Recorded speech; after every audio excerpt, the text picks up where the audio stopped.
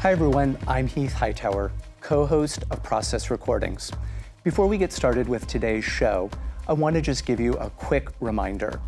While Lisa and I hope you find our show useful, we also want you to know that it's not a substitute for therapy. If you do need a therapist, however, we do recommend that you check out the psychologytoday.com website. Also, if you need immediate support, contact 988, which is the 3-digit number to contact the National Crisis Hotline and Suicide number. Thanks for listening and watching, and enjoy the show.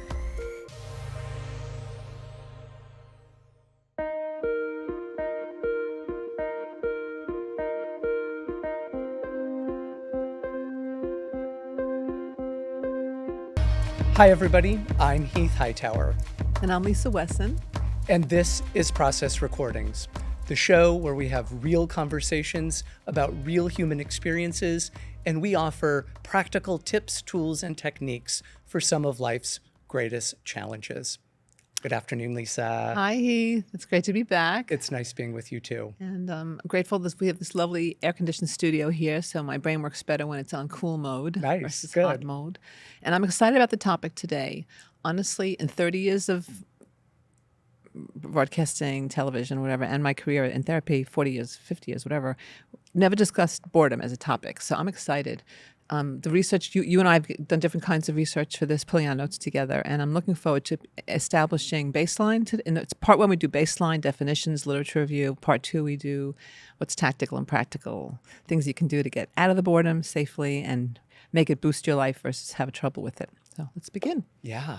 So let's begin with just a definition that allows us all to be grounded in the same kind of intellectual space, at least, and then we'll broaden out to talk about the more experiential parts of things. So boredom is that experience that human beings have when they are in a state of being unengaged, dissatisfied, or understimulated with whatever they're doing in the moment or in the context that they find themselves in. So whether that's at work and they're feeling kind of dissatisfied and disinterested or unengaged, whether it's school or mosque, temple, or synagogue, or in their relationships with people. So that's what boredom is in a nutshell, this state of being dissatisfied, unengaged, and understimulated. Yeah, and I think, there is some science on this from the Mayo Clinic. They have discovered in one of their studies that over 60% of U.S. adults report they feel bored at least once a week. And Heath and I was saying probably even this is underreported. Like there's probably people who won't even admit they're being bored because they don't want to. They think if you're bored, you're a boring person, which is not true. So it's quite rampant. And I think boredom these days too is difficult because in the past, when people would be bored, they might, without digital and electronic diversion, they might go out and take a tango class, or they had a yearning to do kickboxing. They go and they sign up for a class. They do something physically active, participate in life, or learn a new recipe. Yeah. And now people get bored. They go on their phones or they go on the tablets, and it's a default, which is a very unfortunate state because besides the fact that they're not going to really solve their boredom problem, in fact, it doesn't help the boredom. It's a temporary pause. If the boredom, you get fatigued from it. So what we want to do is we're going to try to destigmatize boredom today and see it as a springboard to how to boost your life up. Yeah, it's a good way to embrace the boredom, to realize this is going to make my life better. Boredom. Yeah, and I think what you said was really important, that there are real positive aspects to boredom that I think often get overlooked. And we'll also talk about how boredom can also be an indicator of an actual mental health problem a little bit later in this episode. But let's at least start with the idea that boredom has an adaptive functional purpose in our life, which is to signal to us when we feel bored. It is a signal to us that what we're doing right in that moment may not be in alignment with our values, may not be in alignment with our interests, desires, or wants. And that should create some discomfort in us that then prompts us to do something else, right? So there really is an adaptive, or there certainly can be an adaptive part to the experience of boredom. Yeah, and what's interesting is that I have trouble. Help me out with Mihaly. Oh, Mihai Csikszentmihalyi, I got to who's learn a this. Hungarian Yes, psychologist. his book Flow, Mihai Csikszentmihalyi, talks about how with creative people, they do the activity, get involved in something, or do something interesting and fun, or very challenging, or very fatiguing, and then they take a rest, and they balance the intense energy and activity with quiet rest, playfulness, or like I was saying before the show, like guilt-free sloth. Like you do an intense work chunk, you can just lay down, like just play with a cat, just relax, guilt-free. Going on the phone or on the computer is not a good thing to do after an intense work situation, and how it affects your brain. The neuroscience really backs this up, that creative people are able to use their default mode network, so to speak, to their advantage, to replenish. And when we go into electronics, it breaks that. It breaks that process down. So anyway, I found that was interesting in reading the research on boredom now, because the default mode network is very important. We'll talk about it more in part 2. But if you're not having a healthy default mode network experience, you're in trouble. Right. Yeah. Yeah. And I think the other thing that is important as we're talking about boredom and kind of the continuum of kind of neutral to healthy boredom to the kinds of boredom that can really get people into real crisis. So the research literature, kind of sticking with that, indicates that there are really 5 different kinds of boredom. Ooh, let's hear. So the first kind of boredom is what we call indifferent boredom. This is kind of the couch potato. Like you've been, it's a rainy day outside and you decide that you're going to binge watch The Crown or Game of Thrones. And it's not really a problem per se, but you're not doing anything particularly engaging, right? Nothing particularly meaningful. It's just kind of a neutral way to pass the time, so to speak. So, for example, this indifferent boredom, the thought the person might have or something that they might say is, I'm bored, but I don't really mind, right? That's kind of indifferent boredom. It's not a problem, and it's probably one of the most common forms of boredom. And people often allow themselves to indulge in numbing behavior that is not going to put on weight or make them high. Like just watching TV, if you're not eating, drinking, or drugging, or vaping, it's relatively harmless comparatively. It could be going to a bar or whatever. Right. So they say it's innocent. They feel innocent doing that. Until it makes your life unmanageable. So continue. That's the first one, indifferent boredom. Okay, good. So the next one is what we call calibrating boredom. Now, this is where I'm not really satisfied with what I'm doing, and I need to find something else. Not necessarily right now, but I'm just kind of aware that I'm beginning to feel a little bit restless, a little bit twitchy, a little bit annoyed and agitated that I don't have something particularly engaging or meaningful to do right now. So that person might say something like, I'm bored and I'm thinking about doing something else. So an example of this person would be the person who is in the meeting that they don't really want to be in, and they're like kind of frantically scrolling through their phone to find something kind of to pass the time in a much more engaging or meaningful way. So maybe they're looking for a dinner reservation or a lunch reservation, or maybe they're finding a TikTok video that is kind of showing them how to do something that they might be interested in doing. So that's calibrating. That's a calibrating kind of boredom. To me, it sounds like calibrating is like splitting your attention. You're not really being fully present for the meeting. So wherever you're there, you're there, but you're not there. Right. So it's not. It's and that's a form of stress for the brain.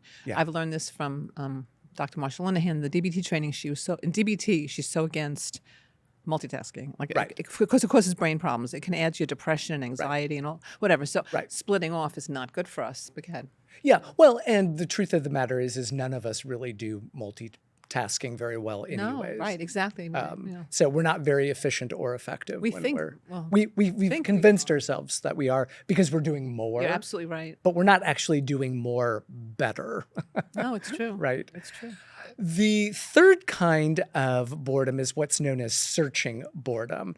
Searching boredom is where, oh my gosh, I'm not stimulated, I'm not doing something interesting, and I need to find something now, right? So there's a sense of urgency about finding the new thing that will get me out of the state that I'm currently in. So there's a little bit more desperation, a little bit more anxiety about needing to get out of the state. Urges feel urgent. Right. So is that when people go on Tinder or do their compulsive eating or Well, so it could be that. So for example, it's the person who's at work and is constantly looking for a new job, right?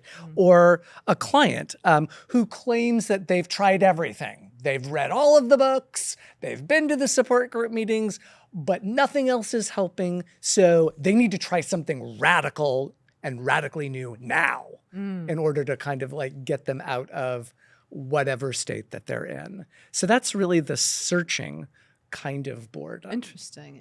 Yeah. Searching boredom. Yeah. And and when people have the awareness that they're doing that, I wonder if it helps them curtail it. If they can notice that I'm doing that searching boredom again, I gotta. What is the alternative for that, Heath, to stop that behavior in case it is destructive?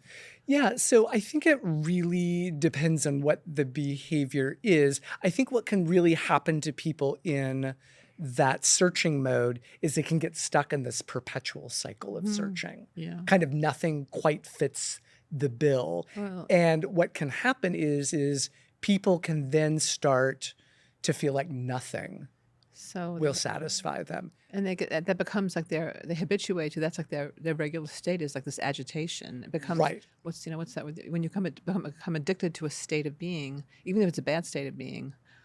Anyway, keep going. This is good. Yeah. And then now we're getting into the forms of boredom that can really become problematic for people. So the next category of boredom is what we call reactant boredom. And reactant boredom occurs when people feel trapped in a situation and they hate it.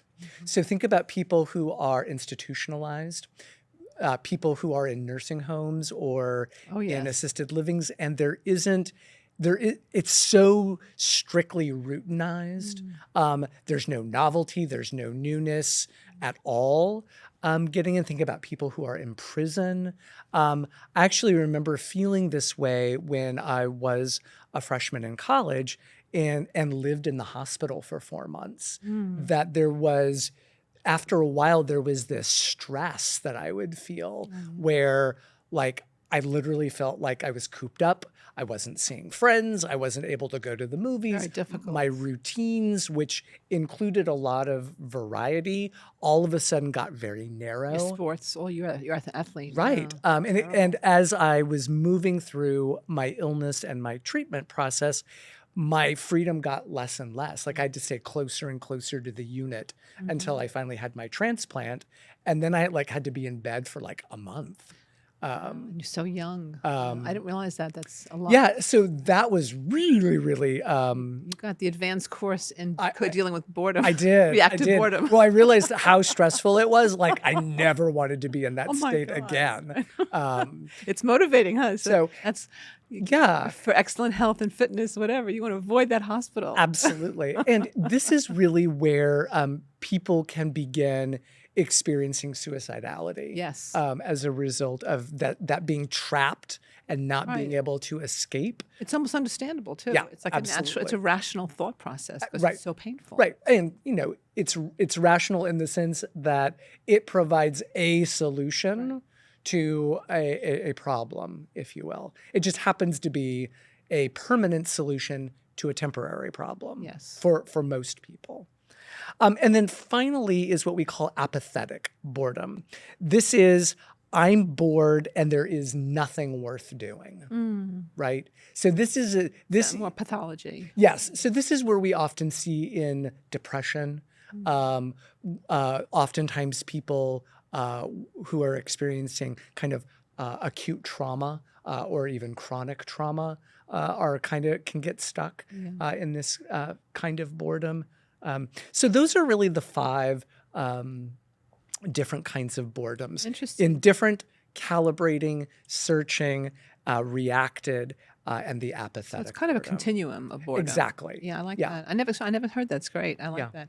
And for people who, the extreme boredom situation, what was that? What was it called? The final one, the last one? Apathetic. Apathetic boredom. So that's when it becomes a pathological. And I know I've seen it in my life with certain people who are not well and stuck, like you said, in a long-term care facility or in a hospital. Yeah. And then the challenge is, how do you provide stimulation for someone who's locked in like that? And that's the staff. The staff, I mean, they do their best to have activities and things, but it's very limited. Yeah. It's a tough spot. Yeah. But the general population is not dealing with that. The general population is maybe bored in a relationship, bored with a lover, bored with a job, bored with a wardrobe even. People go, I'm sick of my clothing, which is it sounds like a champagne problem compared to this last type of boredom. Sure. But at the same time, they're all equally challenging. They're all challenging, and there's no boredom that's not worth exploring. Right, exactly. And I think what's good to know is that there is a solution and that you can find a way out of it. And again, my goal, especially in part 2, when we get into the solutions and the ways we can move out of boredom with success, is that we see the boredom as a red flag that's a good red flag, and not to judge. I think when people get into trouble, Heath, is when they judge themselves and they go, I'm so bored. What's wrong with me? Right.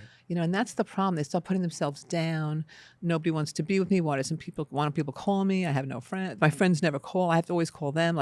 And that narrative, so being in a bored state and developing that negative mind chatter is one of the things you want to avoid or learn not to do, because I like to tell people there's no shame in the game. Like, if you feel bored, okay. And it's not a bad thing. It doesn't make you a bad person or a stupid person or an unattractive person, And I like the idea even that embracing boredom, what you were saying before during the pre-show conversation, is that our society has crazy expectations for entertainment, stimulation, and then there's, being on the media and seeing, the compare and despair. Oh, look at her. She's in France this weekend. Why am I home in Brooklyn? It's like that does not help when you feel bored and you see your friend is overseas or going, Right. So we have to learn, to not do that to ourselves. It's like pummeling ourselves. Right. Mm-hmm.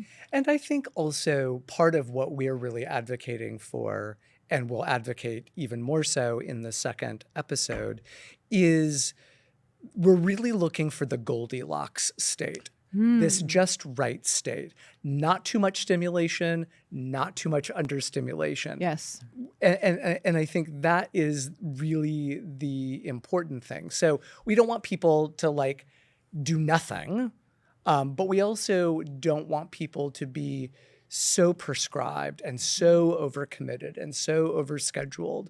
That is it. That they have no time just to rest, right? You nailed it. It's like, and one of my clients is this delightful 72-year-old gal. She's retired nutritionist, and one of the things that keeps coming up in our sessions is how much is too much, because she goes on all these adventures and she goes out a lot, which is great. And she's a widower. Sure. And she goes out with her friends. They do these fun things. She went on a midnight owl hunt with one of the nature groups. But then she tells me, I'm exhausted. I'm angry at myself. I need to rest more. So she's been learning how to, what is her Goldilocks area, how to pace oneself. Because some people want to go out every night and some people think it's the right thing to do, but it really isn't for everybody. You know? No, so the challenge, there is no protocol or how-to on the exact amount of activity that's right for you. And each one of us has to be a scientist in the laboratory of your life to see what's right for me. And maybe somebody goes out twice a week or once a week, and maybe some people go out every night. But there's no right or wrong. That's the thing. Right. But how do you find the Goldilocks area? That's research. Yeah. And being mindfully paying attention to what's going on with your body, so you can see, how was that for me? Yeah. Yeah. And I think that what you're saying is really important, because as everybody is trying to find their own Goldilocks spot, the things that they have to keep in mind are, first and foremost, their biology. So each of us have different thresholds for stimulation, right? So for example, I'm incredibly sensitive to noise. So I have to be incredibly mindful of how much auditory stimulation I have. So, for example, when I go to the library or I go to typically quiet places like a museum, I put earplugs in. The very first thing that I do before I go to the airport, I put my earplugs in. That is so smart. And part of it is just understanding that I'm sensitive to noise. High acuity hearing. Right? Yeah. However, I have really high threshold needs for physical touch. Like tactile stimulation is incredibly important to me, and I have pretty high thresholds for that. I need a lot of it. I also have a fairly high need for intellectual stimulation. Whereas, my husband and I, when we talk about our different food needs, he could eat the same thing every day. And I am like, oh my gosh, I've got to have like 3 different meals a day. And I get a little embarrassed if I have to serve you the same thing the next day.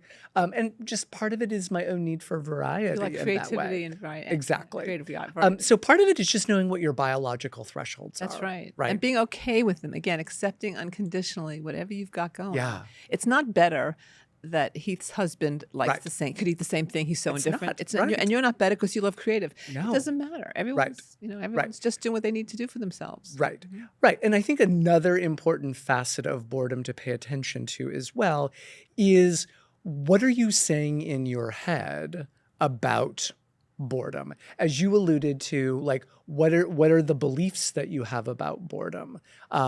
Is boredom unacceptable? Under what circumstances is it unacceptable? Under what circumstances is it perfectly okay to be bored, right? Yeah, and one of the things I culled from the reviewing my books on this subject, the Mihaly Nope, Mihai Csikszentmihalyi. I'll get it eventually, is that the less people experience boredom, the less equipped the brain is to deal with it. So it's like you're lifting mental kettlebells, folks, when you allow yourself to be bored and deal with it and say, okay, I'm bored right now. Yeah. And I recommend you be curious, not furious about being bored. Say, hey, this is interesting. I am bored right now. And look, and that begins a new journey versus, oh no, I'm such a loser. That narrative's got to go. Yeah. So what I'm seeing is learning to embrace the boredom and also get good at it. Yeah. And that's how you become more interesting, more creative, have more fun, do more fun things. But people who do a lot of intense energy work and then stop and take a break and play, that seems to be the ticket. That's what I got from Mihaly. That's you got to take the restorative niche. If you keep going and going and going, that's why workaholism and working straight through lunch. I have people in my practice, some of them working straight through lunch. I can't grasp it. I can't stand that they're eating a sandwich in front of the computer. Yeah. And I'm telling you, the culture is messed up that some kids, the young people, think they have to eat through lunch. They can't take a break. Right. It's perverse, and we have to work on that just to instill some self-care there, because that causes problems. You know? Well, and no breaks. And certainly when you're working in a workplace that has that kind of rigidity around, like, you must eat at your desk. It's terrible. That's a setup for boredom, right? Yes. And then burnout. So rigid environments where there are rigid routines, where there's loneliness. And there are also kind of monotonous, same thing, day after day, hour after hour. All of that is a recipe for boredom. Yes. So rigidity, monotony, and loneliness are all that's a dangerous trifecta. Right. That's a recipe. And then we know that leads down the slippery slope into depression, and then enhanced by the need for medication, drugs, vaping, food, alcohol, shopping, gambling, porn, whatever. That's what people go into addictions, because they're so bored and they feel they got to do something interesting. Yeah. And then the drugs become, or the stimulants or the artificial things become interesting, which is, those wear off eventually too. So the boredom is not helped. Yeah. It's not helped by drugs or whatever. And there's also, again, that I'm a big existentialist kind of philosophically. And so there is, of course, existential causes for boredom, which really have to do with not having enough meaning and purpose in your life. That's important. So again, thinking about the Goldilocks here, where it's not that everything you have to do has to be purposeful and meaningful. You just need enough of it. And that's part of your task as a human being, is figuring out not just what is meaningful and purposeful in your life, but how much of it do you need in Yes. your life? Absolutely. And you're an existentialist, and I'm on a spiritual spectrum here. And so for me, what completely help me not be bored is having the awe and wonder of life. Things, whether I'm looking at a flower or my cat's beautiful eyes or whatever, I can be in awe of this and the creation of it and how did this even come to pass. So having awe and appreciating the beauty of what you have. Happiness is wanting what you have and appreciating it. So said the Buddha, supposedly. Yeah. So we are going to be wrapping up now. I want to thank you for your wonderful contributions today on outlining the boredom, the 5 levels. And we are going to be continuing in the next episode on the how to manage boredom and move through it better. So thank you again, Heath, for your time. And thank you, everyone, for the honor of your time today watching us. This is Lisa Wessan. And I'm Heath Hightower. On Process Recordings, and good health is wealth, so I hope you go for it and never give up. You can get where you want to go. Process Recordings is produced by Lisa Wessan and Heath Hightower, with technical support from Chelmsford TeleMedia, the community media center of Chelmsford, Massachusetts.